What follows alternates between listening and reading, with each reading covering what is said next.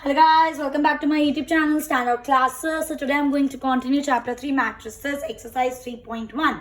Start कर रहे हैं फटाफट से. इससे पहले मैं पूरा आपके साथ इंट्रोडक्शन डिस्कस कर चुकी हूँ और we have also discuss the examples. So now I am going to start with exercise 3.1 and in this video only मैं पूरा कंप्लीट कर दूंगी एक्सरसाइज 3.1 क्योंकि बहुत सिंपल है और बेसिक पूरा वही है जो हमने इंट्रोडक्शन में पढ़ा था.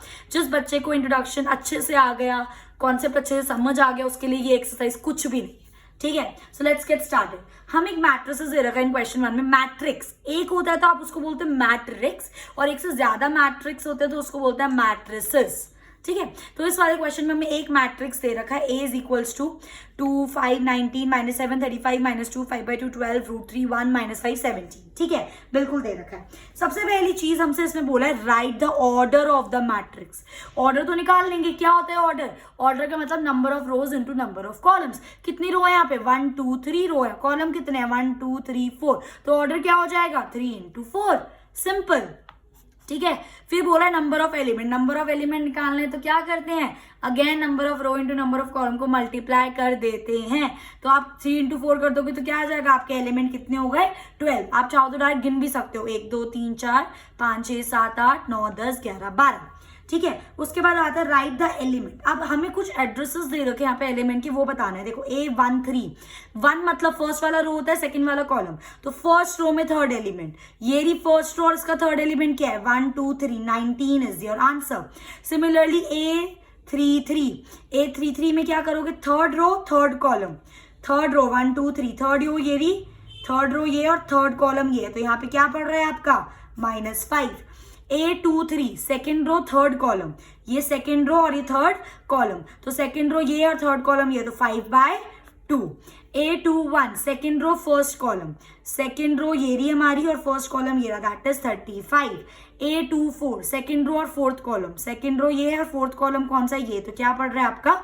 12. कितना सिंपल क्वेश्चन था. ठीक है, उसके बाद हमारा नेक्स्ट क्वेश्चन आता है. इफ अ मैट्रिक्स, एक मैट्रिक्स में अगर 24 एलिमेंट्स है तो उसके कितने ऑर्डर हो सकते हैं? सिमिलरली अगर 13 एलिमेंट्स है तो उसके कितने ऑर्डर हो सकते हैं? ऐसा सेम क्वेश्चन गाइस हम लोगों ने एक एग्जांपल में भी करा था, जिसके अंदर मैंने आपको बताया था कि हम लोग फैक्टर्स लिखेंगे. ठीक है, तो 24 के फैक्टर्स कैसे लिखते हो? बचपन में सीखा था. 1 से स्टार्ट करो. क्या 1 के टेबल में 24 आता है? आता है. तो 1 × 24. क्या 2 के टेबल में 24 आता है? आता है. तो 2 × 12. क्या 3 के टेबल में 24 आता है? आता है. 3 × 8. क्या 4 के टेबल में आता है? 4 × 6. क्या 5 के टेबल में आता है? नहीं लिखेंगे. 6 के टेबल में आता है? आता है. 6 × 4. क्या 7 के टेबल में आता है? नहीं आता. 8 के टेबल में आता है? आता है. 8 × 3. क्या 9 के टेबल में आता है? नहीं आता. 10 के टेबल में आता है? नहीं आता. ठीक है, अब 10 के बाद ना इसी के उल्टे लिख दिया करो. देखो 8 × 3 तक लिख दिया. अब 10 के बाद देखो कौन सा बड़ा नंबर आ रहा है? 12 आ रहा है. तो 12 के टेबल में 12 × 2 लिख दो और 24 के टेबल में 24 × 1 लिख दो. तो ये सारे क्या बन गए? आपके ऑर्डर्स बन गए. As simple as is that. Similarly 13 तो प्राइम नंबर है, तो सिर्फ 1 के टेबल में और खुद के टेबल में. तो 1 × 13 और 13 × 1, इसके सिर्फ यही 2 एलिमेंट हो सकते हैं. आई मेरी बात समझ? सिमिलरली आपको नेक्स्ट क्वेश्चन दे रखा है. सेम आपको एक मैट्रिक्स में 18 एलिमेंट्स दे रखे तो उसको ऑर्डर बताना है, और एक मैट्रिक्स में 5 एलिमेंट दे रखे तो उसको ऑर्डर बताना है. 18 वाले के फैक्टर्स निकालो. तो 1 के टेबल में 1 × 18, 2 के टेबल में आता है 2 × 9, 3 के टेबल में भी आता है 3 × 6. क्या 4 के टेबल में आता है? नहीं. 5 में नहीं. 6 में आता है 6 × 3. 7 में नहीं आता. 8 में नहीं आता. 9 में आता है 9 × 2. और फिर उसके बाद मैंने क्या बोला? 10 तक लिख लिया. अब 10 के बाद कोई बड़ा नंबर दिख रहा है? 18 दिख रहा है, तो उसको उल्टा करके लिख दो. 18 × 1. तो ये बन गए आपके ऑर्डर. सिमिलरली 5 प्राइम नंबर है तो 1 के टेबल में और खुद के टेबल में, तो 1 × 5 और 5 × 1 इज योर रिक्वायर्ड आंसर. मतलब जिस मैट्रिक्स में आपके 5 एलिमेंट होंगे उसके अंदर से 2 ऑर्डर बन सकते हैं आपके. तो 1 × 5 मतलब 1 रो 5 कॉलम, या तो 5 × 1 5 रो और 1 कॉलम. आई मेरी बात समझ? ये था हमारा question 3. Moving on to question 4. हमें एक मैट्रिक्स बनाना है 2 × 2 का. जब भी वर्ड आ जाए ना 2 × 2, इसका मतलब आपके दिमाग में क्या आना चाहिए? 2 × 2 मतलब 2 रो 2 कॉलम. तो क्या होगा? A11 A12 A21 A22. ये सबको अंडरस्टूड है? ये 2 रो और ये 2 कॉलम, यही तो एलिमेंट बनेंगे. First row first column, first row second column, second row first column, second row second column. ये आपके माइंड में पिक्चर आ जानी चाहिए. ठीक है, उसके बाद आपने इसने हमें दिया A = AIJ whose elements are given by this. हमें मतलब निकालना है हमें ऐसे दो मैट्रिसेस निकाल 2 इंटू 2 का मैट्रिक्स निकालना है जिसके अंदर हमें ये चीज दे रखी है। अब हमको अच्छे से पता है कि A11, तो जो पहला 1 है वो I, मतलब वो I की वैल्यू है। देखो ना, इसकी जगह आप लिखो A11, तो I की वैल्यू 1, J की वैल्यू 1। A12 में I की वैल्यू 1, J की वैल्यू 2। A21 में I की वैल्यू 2, J की वैल्यू 1। और A22 में I की वैल्यू 2 और J की वैल्यू भी 2। तो इस वाले जगह पर आप I की जगह हर जगह ये वैल्यूज और J की जगह वैल्यू पुट करके हम इसको सॉल्व करेंगे। सिमिलरली सेकंड वाला पार्ट भी ऐसे ही करेंगे। इस क्वेश्चन के अंदर 3 पार्ट थे, मैंने 2 उठाए हैं। थर्ड पार्ट आप खुद ट्राई करना, हो जाएगा बहुत आसानी से। I और J की वैल्यू पुट अप करनी है बस। पर बाय चांस किसी स्टूडेंट को वो नहीं आता है तो कमेंट करके मुझे जरूर बताना है, definitely answer your queries. Okay, so start करते हैं। सबसे फर्स्ट पार्ट कर रहे हैं। अब देखो, सबसे पहले A11, तो I की वैल्यू 1 और J की वैल्यू तो 1, तो 1 + 1 का होल स्क्वायर अपॉन 2, 1 + 1 2, 2 का square upon 2, that is 4 upon 2, और ये कैंसिल हो जाएगा। तो A11 क्या हो गया आपका 2। सिमिलरली A12, मतलब A12, तो I की वैल्यू 1, J की वैल्यू 2, तो 1 + 2 का होल स्क्वायर अपॉन 2, 1 + 2 3 अपॉन 2, 3 का स्क्वायर 9, 9 अपॉन 2, ये हो गया आपका A12। A21 निकालोगे तो I की वैल्यू 2 और J की वैल्यू 1, तो इसमें क्या लिख दोगे 2 + 1 का whole square upon 2, that is 3 का स्क्वायर। 3 का स्क्वायर क्या होता है 9 अपॉन 2, 9/2। सिमिलरली A22, I की जगह 2, J की जगह भी 2, तो 2 + 2 का होल स्क्वायर अपॉन 2, 2 + 2 क्या हो गया 4 का स्क्वायर अपॉन 2, 4 का स्क्वायर क्या होता है आपका 16 अपॉन 2, और 16 को 2 से काटोगे तो क्या आंसर आएगा 8। तो आपका ये मैट्रिक्स क्या बन गया गाइस 2, 9/2, 9/2 एंड 8, एंड ये इसका आपका आंसर है। आई मेरी बात समझ। सिमिलरली सेम चीज हम करेंगे, 2 इंटू 2 का मैट्रिक्स हमें इसमें निकालना है। ठीक है, आई और जे की वैल्यू पुट करोगे। इसका स्ट्रक्चर देख लो, I + 2j का होल स्क्वायर अपॉन 2, तो ये 1 1 निकालेंगे तो I की वैल्यू 1, ये I की वैल्यू है, ये J की वैल्यू है, दोनों में 1 1, तो 1 + 2 × 1 का होल स्क्वायर अपॉन 2। तो अब खुद सोचो, 2 × 1 2 होता है, 2 + 1 3 और 3 का स्क्वायर 9 अपॉन 2 आपका आंसर। सिमिलरली A12, I की जगह 1 पुट करोगे, देखो पुट करा, और J की जगह 2 पुट करा है। ठीक है, तो ये 2 2 = 4, 4 + 1 5, और 5 का स्क्वायर क्या होता है 25 अपॉन 2 आपका आंसर। A21, A की जगह I की जगह 2 और J की जगह 1 पुट करेंगे, तो 2 1 = 2 और 2 + 2 4, 4 का स्क्वायर 16, 16 अपॉन 2, ओहो ये होगा बेटा 16 अपॉन 2, और आपका आंसर आएगा सिर्फ 8, 8/2 नहीं।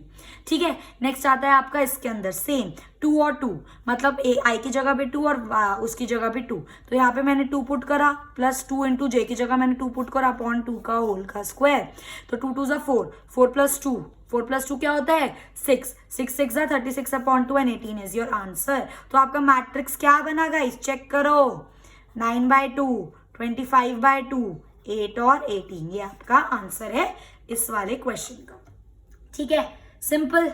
नेक्स्ट आता है सेम तरीके से, अब हमें बस इन्होंने बोला है कंस्ट्रक्ट 3 × 4 मैट्रिक्स, मतलब 3 रो होनी चाहिए, 4 कॉलम होने चाहिए। तो सबसे पहले वो मैट्रिक्स बनाओ, 3 रो वाला और 4 कॉलम वाला। तो क्या बनेंगे address, A11, A12, A13, A14, A21, A22, A23, A24, A31, A32, A33, A34। ठीक है, तो ये आप इसको हमें इसमें पुट करना है, बस सिंपल। ये मॉडुलस दे रखा है, याद रखना मॉडुलस से जब भी वैल्यू बाहर आती है तो क्या वैल्यू बाहर आती है, पॉजिटिव वैल्यू बाहर आती है। I की जगह 1, J की जगह 1, फिर I की जगह 1, J की जगह 2, I की जगह 1, J की जगह 3, I की जगह 1, J की जगह 4, ऐसी सारे पुट कर दो। स्टार्ट करते हैं। A11 निकाल रहा है, मतलब I की जगह 1 और J की जगह 1। अब यहाँ पर 1 पुट करोगे तो -3 × 1 कितना आ जाएगा -3।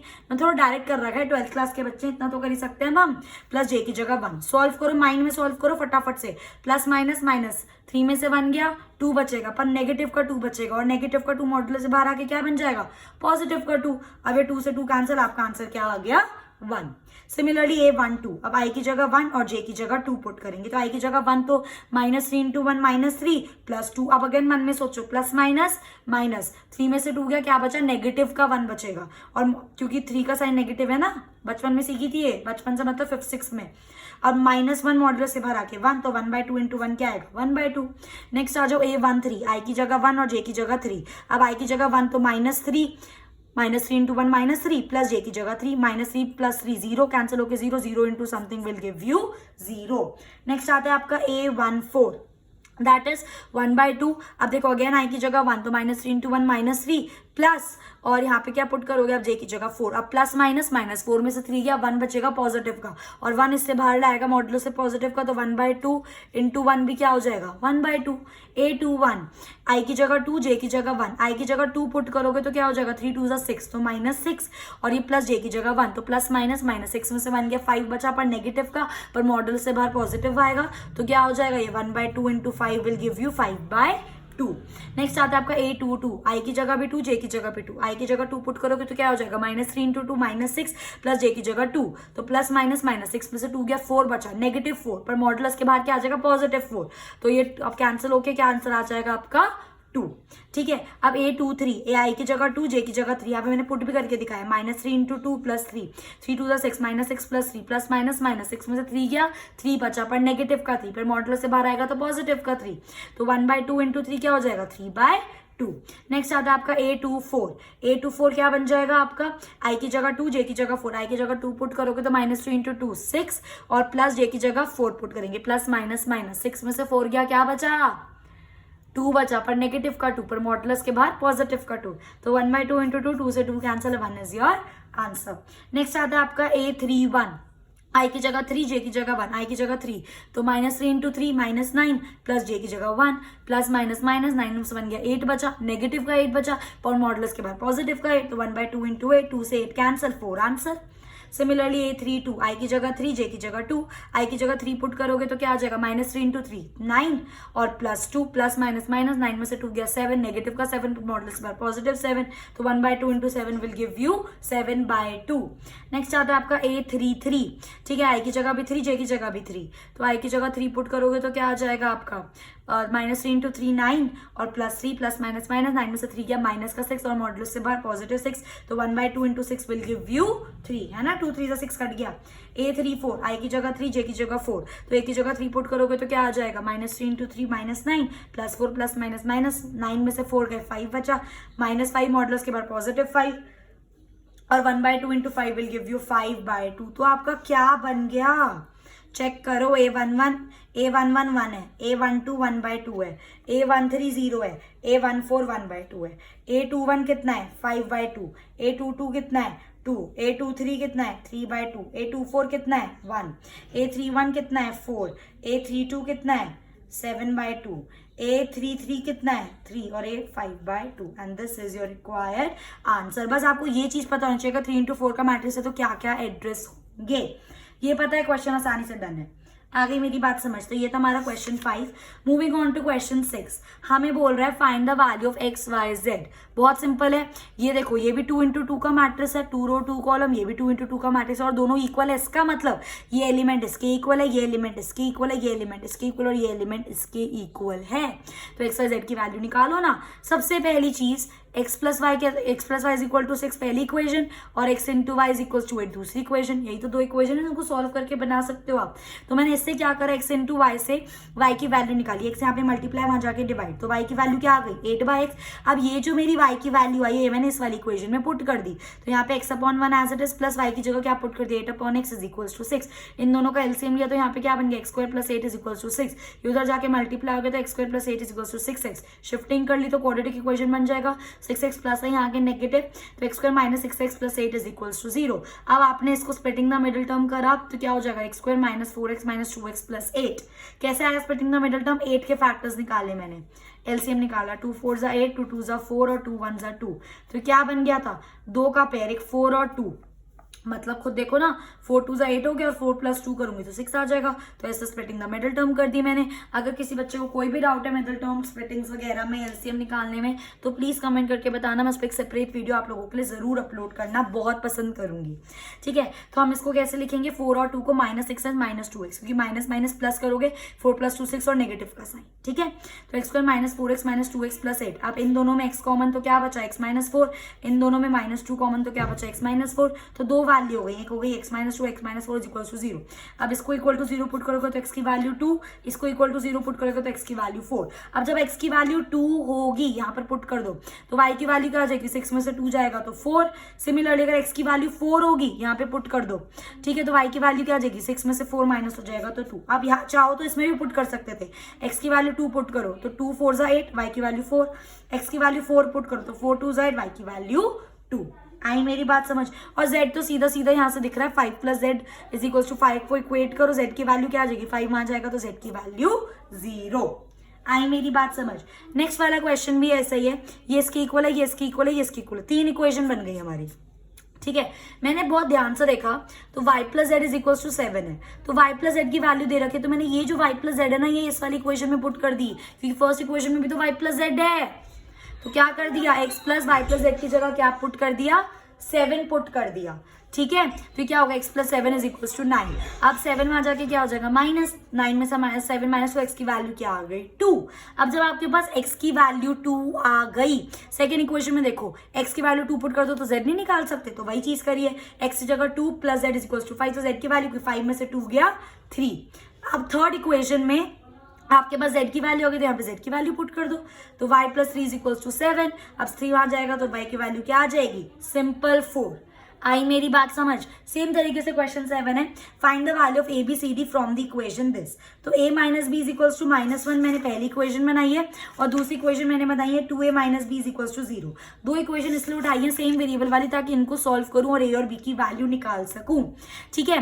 तो अब मैंने क्या करा, इन दोनों इक्वेशन को सिंपली सब्ट्रैक्ट कर दिया, कुछ मल्टीप्लाई करने की जरूरत नहीं, एलिमिनेशन मेथड है, बचपन में सीखा है हम लोगों ने। अगेन अगर आपको कोई भी डाउट है इसके अंदर मुझे कमेंट करके जरूर बताना है, definitely upload a video on that also, ठीक है।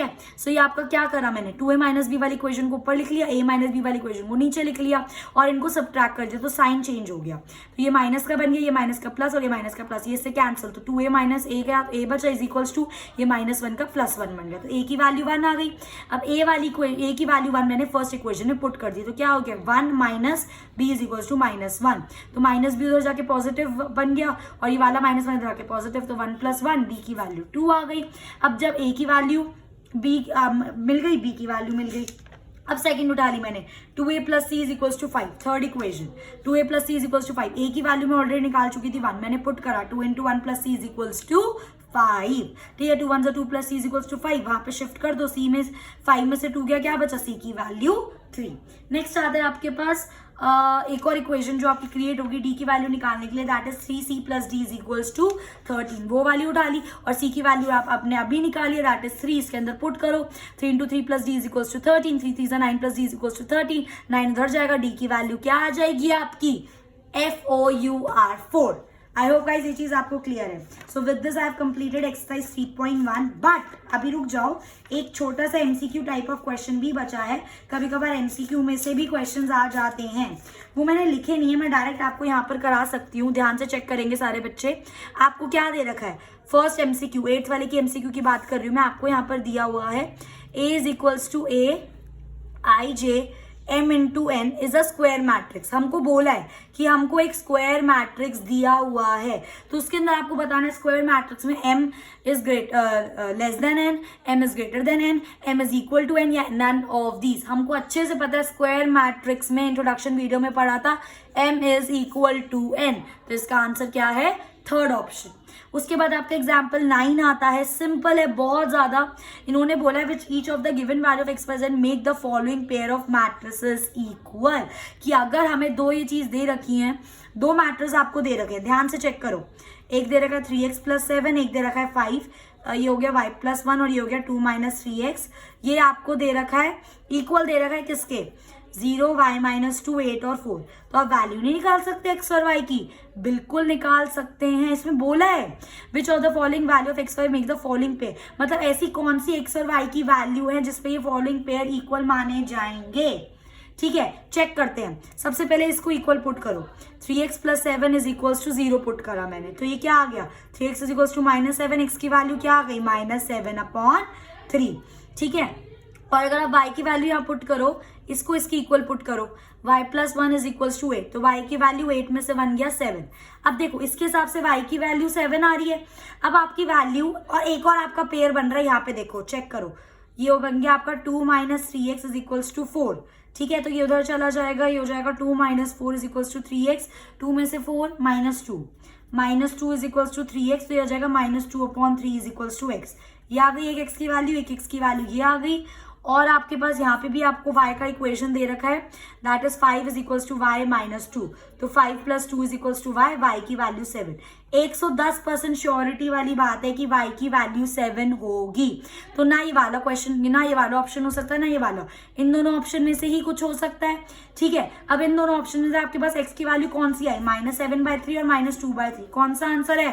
तो इसका आंसर सी होगा, जहाँ पे x की वैल्यू -2/3 और y की वैल्यू 7 हो गई। लास्ट क्वेश्चन है आपका, the number of all possible matrix. आपको 3 into 3 का मैट्रिक्स दे रखा है, तो उससे आप 3 into 3 की दुनिया में कितने मैट्रिसेस बन सकते हैं? आंसर होगा इसका 5 1 2। अगर इसके डिटेलिंग कॉन्सेप्ट में जाएंगे हम लोग, बहुत लंबा पड़ जाएगा, डायरेक्ट 1 मार्क क्वेश्चन आता है। तो आप इस चीज को याद रख लो कि 3 into 3 का मैट्रिक्स में कितने आपके ऑर्डर बन सकते हैं, 5 1 2। With this, I have completed exercise 3.1 in my next video. In my next video, I'll be starting more of it. More of matrices we will be discussing together. So if you liked my video, please do like, share and subscribe, and thanks for watching.